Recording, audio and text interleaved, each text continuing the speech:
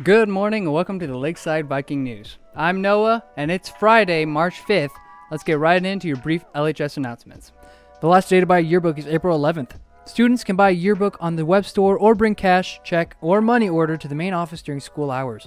Prices for the yearbook goes up from $65 to $70 on March 11th. And now, a moment of silence.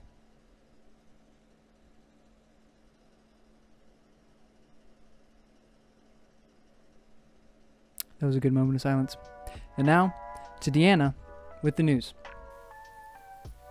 What's up, Lakeside? I'm Deanna, and I'm back with current events. House Democrats have passed H.R. 1, their signature anti-corruption and voting rights reform bill, for the second time in 2 years. The sweeping democracy reform bill has been top of the list since House Democrats first took back the majority in the 2018 midterms, and immediately set about expanding voting rights and getting money out of politics. The bill still has a difficult road ahead of it, though. The bill's future in the Senate is untested, as then Majority Leader McConnell never allowed it to come to the floor in 2019.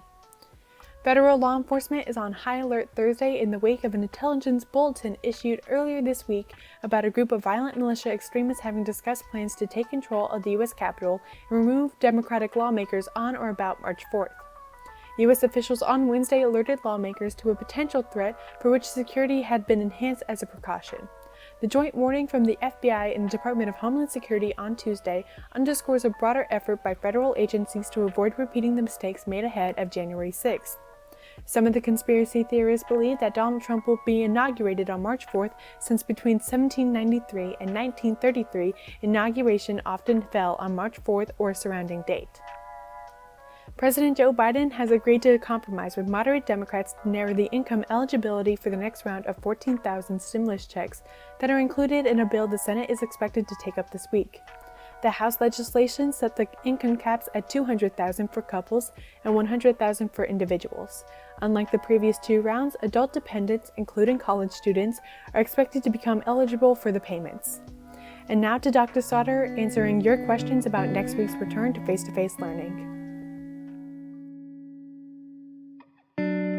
Hello, Lakeside, and welcome to the Q&A with Dr. Stoddard about going back to school. Oh, thank you, Braden. It's so nice to be here. I really appreciate you taking time for this question and answering. For those of you that may not know me, I'm the principal here, Dr. Stoddard, and I'm really excited to have this opportunity to share hopefully some information that'll help answer some questions. My first question for you is it safe to return to school right now? Yes, it is safe to return to school for face-to-face. I use that with an asterisk. Obviously, it takes all of us to make sure that we continue to have a safe environment. That's why it's so important, the mitigation strategies. These are basically just good best practices or good guidelines for us to follow. Every student that returns face-to-face will have to wear a mask. You'll have to wear the mask all day that you're here. The only time that your mask should come off is when you're drinking some water or when you're eating your breakfast or lunch. Also, we want to make sure that we're washing our hands, and when we're in the hallways, we're going to make sure that we social distance. And that's going to be hard, right? Physically distancing ourselves, we're just not made that way. We get up kind of close to each other and we're talking and visiting, but we have to keep our spacing, and we have to think about that, and we'll help you with that, because as adults, we're doing the same thing. We're always reminding each other, hey, we got to stay apart. We got to make sure that we have a distance between us. How will busing work? Will students have to be social distance on the bus? The buses will load from the back of the bus to the front. So when they stop at a stop, the first person on will go all the way to the back, and then they'll fill in. They're saying that students will be one to every seat unless you're a sibling, and then you can sit together because you're in the same household. Any student that's getting on the bus will have to be masked. So you will have to have your mask on in order to get on the bus. If you don't have one, the bus driver will ask you to put their one on, and they would have some extras on the bus. What do we do if we really can't socially distance ourselves in class? Your teachers have looked at their classrooms, and they have set it up so that when you come into the classroom, you're going to have seats that are available for you to sit in that are physically distanced from others. They've worked hard because a lot of our classrooms are challenging, but they've worked hard to give us the best possible physical spacing and distancing so that everyone, again, can stay safe. How will teachers teach the virtual students and in-person students at the same time? So a great question. How are teachers going to teach students that are in their classroom face-to-face as well as the students that are staying virtual? Well, we're going to call that just learning everywhere. It's the same as what you're doing now. The difference will be that the teachers will actually be seeing students in their classroom as well as having students on their computer in Teams. If you're staying at home, you still join your classes just like you always do. You join Teams when your class is meeting. And then that way, the teachers will combine face-to-face learning and virtual learning in a lot of different ways. The teacher may say, hey, if you're a virtual learner, I'm going to give you 20 minutes to finish this independently. Go ahead and finish it. I'm going to work with the face-to-face students on another activity. And then they might switch it and say, all right, now face-to-face learners, you're going to work on this activity, and I'm going to visit with the virtual learning students and get some feedback on the activity that they just completed. Will the schedule change for students that remain virtual?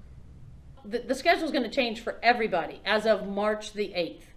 And the schedule, the Bell schedule, will now have time for students that are in the building to then move through the building to their next class.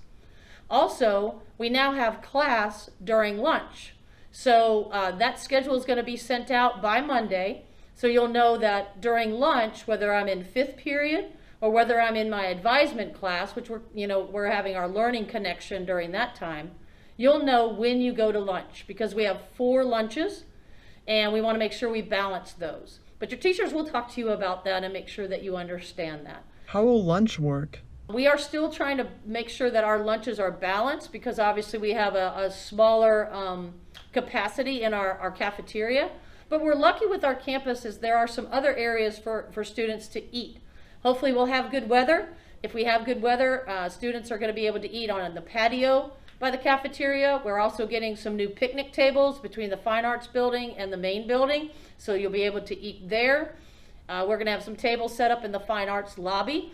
Obviously, we want to take advantage of the good weather. It's bad weather that is going to limit some of those choices, and we'll work through those. What happens if the COVID numbers rise? Will we have to go all virtual again? So that's a good question. A lot of questions come about what happens with COVID? What happens if we have someone that tests positive here or my teacher tests positive? A lot of that is going to be dealt with on individual basis. If we get word, obviously if anybody that you know tests positive, we need to know because that's going to help keep everybody safe. And then from the district, working with the district, then they will guide us through who to contact, who may have been exposed or who tested positive, and then we'll make sure that anybody that's involved in that is notified. Obviously, we want to protect confidentiality, and if someone tests positive, you might not know who that is, but you might know that there's a possibility that you were exposed to someone that tested positive, and these are the steps that you need to take. But we'll make sure that you get all that information. And again, our goal is to keep everyone as safe as we can and make sure that you have a great learning experience here at Lakeside High School. Do we have to wear masks all day? Can we ever take them off?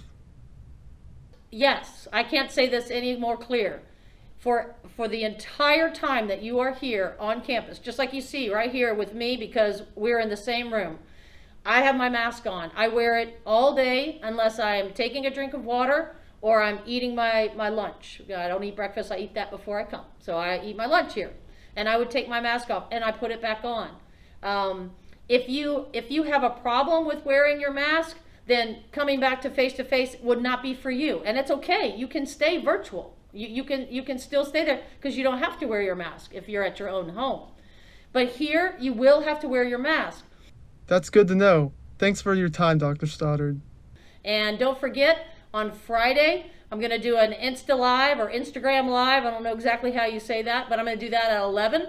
And so if you have any questions, come on there and we'll monitor the chat and try to answer any more questions that this obviously doesn't cover if we didn't get to your question during this time. So thank you, Braden, and I'm ready to go.